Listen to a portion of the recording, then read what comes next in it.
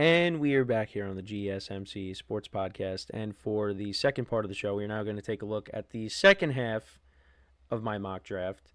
What each playoff team from last season could potentially address in the first round. What position could they potentially address in the first round? So let's go through it.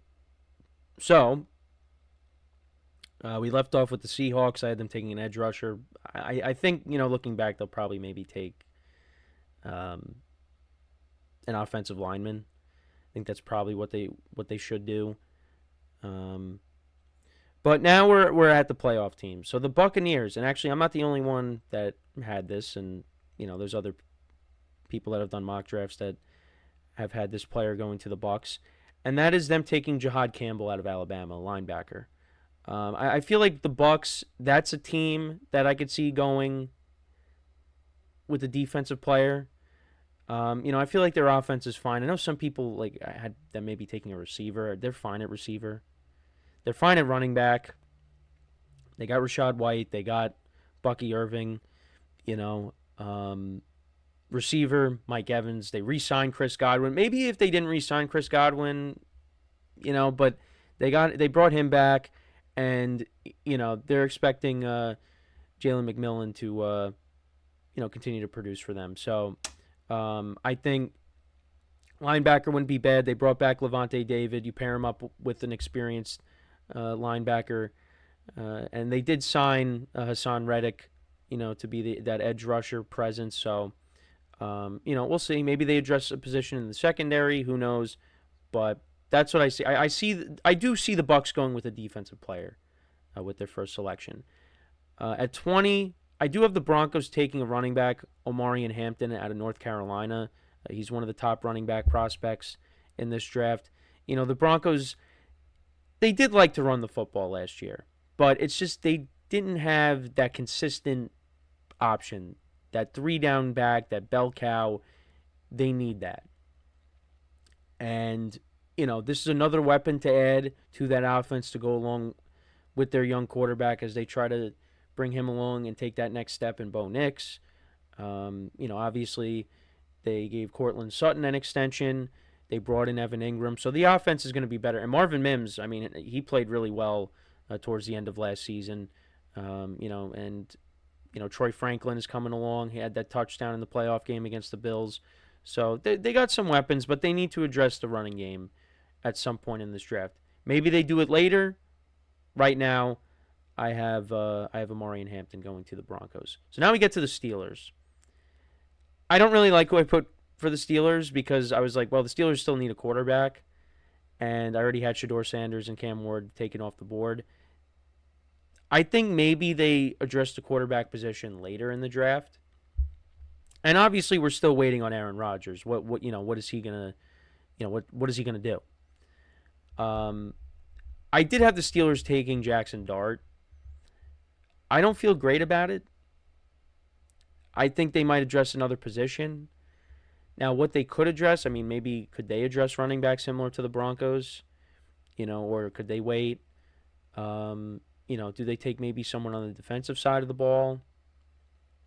They got a lot of young guys on the offensive line that they hope can take that next step, so maybe they don't address that. But I'm curious to see what the Steelers do. Could they be a team that potentially trades up to try? And if Shedeur Sanders slides, could they trade up? I know we've had that conversation, a few times in our production meeting, but I don't know if they're going to trade that far up. If he slides past the Saints, then maybe you could see that. But I got right now I got Jackson Dart penciled in for the Steelers, but he could be taken in the second round. So, but yeah, don't feel great about that. I do have the Chargers taking a receiver. They're another team that maybe could take a running back, or maybe they wait on it. I had them taking Matthew Golden out of Texas. The receiving core is still, work in progress. You got Ladd McConkey. They did bring back Mike Williams. Quinn Johnston had a better sophomore season than he did his rookie season. But, drops are still a problem. They still need more weapons on that side of the ball. And that's kind of my way of thinking. At some maybe not in the first round, but I do see the Chargers taking a receiver and then maybe taking a running back at some point, and then we'll see what they do at the other positions. Maybe they take a pass rusher at some point, because they did lose Joey Bosa. They brought back Khalil Mack, but you still need to address that position. I mean, maybe Kenneth Grant doesn't go to Cincinnati, like I haven't projected, and maybe the Chargers look to take a Michigan player. I didn't even think of that. I should have had them taking a Michigan player. I mean, I wasn't going to have them take a receiver out of Michigan, but yeah, so we'll see. The Packers I have taking Luther Burden III, another receiver. They typically don't take receivers in the first round, but that could be a position that they address at some point. Maybe they look to add to the defensive side of the ball, maybe offensive line. We'll see. But that's who I had going to the Packers. I had the Vikings addressing the secondary. I had them taking cornerback Jahdae Barron from Texas. They addressed the defensive line in free agency. They brought in a couple of guys. They brought in Jonathan Allen. They brought in Javon Hargrave last year. I mean, they brought in Jonathan Grenard. And they also drafted Dallas Turner. So, yeah, I think they're fine there. I mean, maybe they take a linebacker, but corner could be something they address. Maybe offensive line on the interior. Actually, I think they did address the offensive line in the offseason. So we'll see, but that's who I have going there. I had the Texans taking Josh Simmons out of Ohio State. I mean, they traded Laramie Tunsil. Maybe at some point, they're looking to take a lineman. Now, I did see something last night that they're looking to try to trade up and maybe take a receiver, possibly, because they are going to need another one because, obviously Tank Dell is going to be out for the whole year, and, they didn't bring back Stephon Diggs. They did bring in Christian Kirk, but they're going to need another weapon on that side of the ball. But look, the offensive line was not good last year, so they're going to have to address that at some point. So I had, them taking a tackle. I also had the Rams taking a tackle, Kelvin Banks Jr. from Texas. The offensive line at the beginning of the year was banged up. And they obviously want to keep Matthew Stafford upright. Now, could they address the secondary maybe? I saw that maybe they're potentially open to a reunion with Jalen Ramsey and maybe trading for him again. We'll see. But offensive line I think is very important for this team because you want to keep Matthew Stafford healthy. They got two number one receivers in Puka Nacua and Devontae Adams now. Obviously, they did have two number ones with Cooper Kupp, but I think Devontae Adams at this point is better. Running game, I mean, maybe they address that at some point in the draft later, take one for depth. But, they're set with Kyron Williams.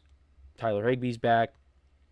So offensive line, maybe, linebacker, corner, safety, maybe you see something like that. But, yeah, that's who I had going to the Rams. And then with the Ravens, I had them taking a corner, Trey Amos out of Ole Miss. Secondary was a weakness of the team last year, although it did get better as, the year went on. But, they were very good at stopping the run. It's just, they were one of the teams that just were poor against the pass. So that was my way of thinking. I had the Lions taking Jalen Walker, linebacker out of Georgia. I think they go defense with their first pick. Whether it's edge rusher, linebacker, corner, safety. Actually, I mean, they might be fine. Maybe in the secondary they could draft a corner, but yeah, I see them going defense with their first pick. Washington, I think they could do several different things. Offensive line. Maybe you add another weapon. I think you could see them. I think they'll add, maybe a receiver at some point. But yeah, I had them taking a James Pierce Jr. out of Tennessee, an edge rusher. I had the Bills taking an edge rusher, but they could be a team that takes, a corner, address the defensive side of the ball. Nick Scourton out of Texas A&M. Again, I apologize if I mispronounce some of these names, but I had the Bills taking an edge rusher. I have the Chiefs taking a tackle, Josh Connery Jr. I know they signed Jalen Moore in the offseason, who's the backup to Trent Williams. But, I think offensive line is something they're going to have to address in this draft because it was pretty rough watching the Super Bowl. And also, they traded away Joe Tooney, who was one of their best linemen. So, yeah, they're going to need some revamping with the tackle spots. So maybe they take a tackle at their spot. But you could also see, some of these guys trading out, trading down, trading out of the first round. We'll see. All right, so for the Eagles, I had them taking an edge rusher. They did lose Josh Sweat to the Cardinals. Milton Williams now went to the Patriots. So they do kind of need to revamp. Brandon Graham retired. So, yeah, I think they're going to address the defensive line one way or another in this draft. So I had them taking Mykel Williams, edge rusher out of Georgia.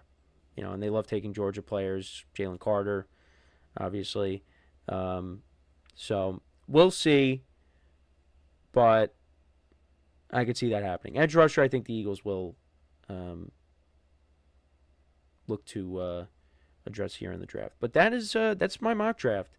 Let me know what you guys think. Again, it's very rough. It's not perfect, but we tried. We did it for the heck of it. Why not? So let me know what you guys think. How do you see the playoff teams doing in the draft tonight? Let me know in the comments. So before we go to break, just want to remind you guys once again to tip or donate and get your comments recognized. Make sure to hit that super chat button in the chat if you want to see me acknowledge any thought or comment you may have throughout the live broadcast. It makes the show more lively, more entertaining. Between myself, the host, and you guys, the viewers, we appreciate your guys' viewership each and every day. So any contribution you can make to the show means the world to us as we put out content for you guys each and every day. And also the other way to help out the show is by going to the link at the bottom of the show segment on the ticker, GSMCPodcast.net. That is GSMCPodcast.net.